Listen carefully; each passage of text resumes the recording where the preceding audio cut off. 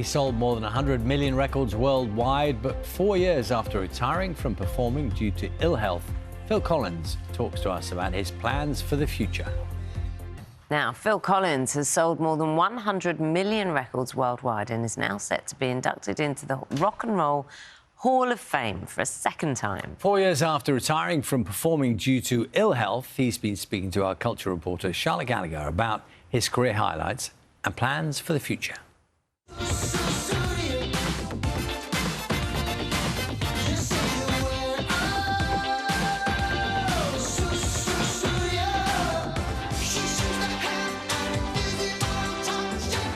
Phil Collins, a career that spanned 6 decades.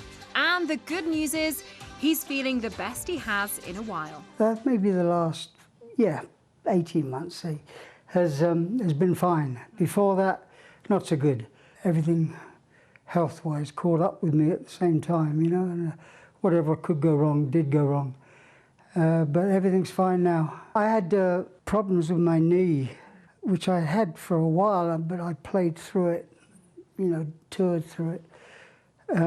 But eventually I had to have a knee operation, and I had to have five times, because it kept either getting infected or it broke, you know. So I was inactive for a long time. But I do physio 3 times a week with a very stern Australian lady. You got to have someone that bullies you, you know, and she bullies me. It's like going to the gym. You need someone pushing you. A lot of people will remember you from Live Aid in the 80s, and when you played both the UK and the US. I'm over it now. Are you over it now? I remember growing up, my mum and dad told me there was this guy and he played this, and then he got on Concorde, and then he did this, and it was incredible. What are your memories of that day? Oh, I remember it very well. Someone said, well, you could get Concorde and do both. And I said, oh, yeah, okay.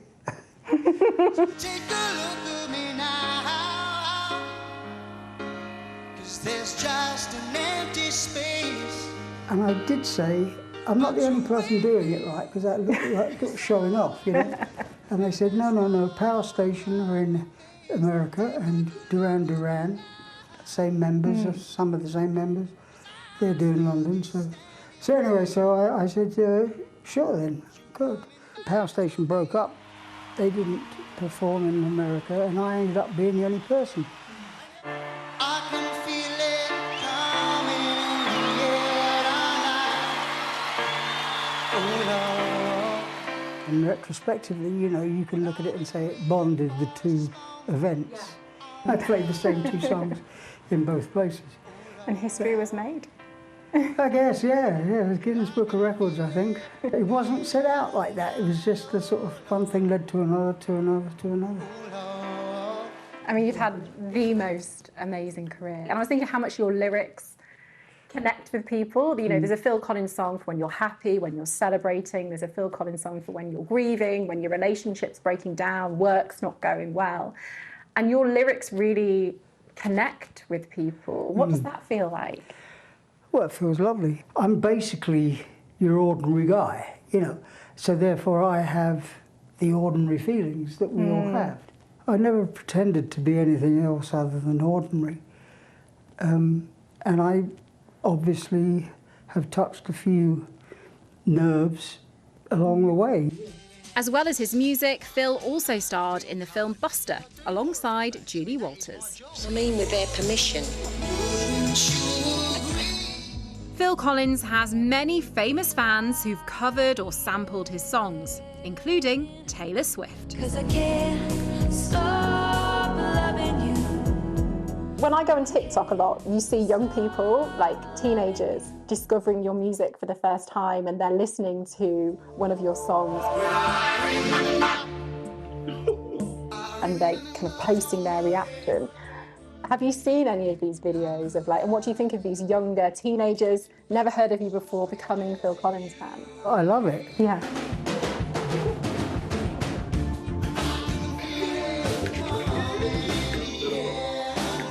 If you're a writer, or if you're a musician, or if you're a singer, what better compliment is there than someone likes what you do, you know? And that's really what it boils down to. It's a beautiful song, but sad at the same time. Take a look at me now. It really makes me smile because it's to see that there's some things that's got a little bit of legs, you know. It still kind of relates. Do you think you might perform again? I can't really see it happening, but I'm healthier now than I have been for quite a while. I mean, this Rock and Roll Hall of Fame, they asked me if I would perform, and I said no, because you know, you've got to be match fit to do something like that. You can't just go on stage, and you've got to have to rehearse, and then by that point, if you've not been singing, your voice is going to be shot, and then that's not going to be good. So I'd rather not do it. But whether I would go out again, I would contemplate, yeah. I mean, I'm constantly saying to myself, I've got to go back down into my studio at home. And have you got lots of songs in your head that you haven't put down yet? Lots of lyrical ideas that I write down. And there are things that are half-formed and a couple of things that are finished. So, you know, there's things that I can get my teeth into to start working on.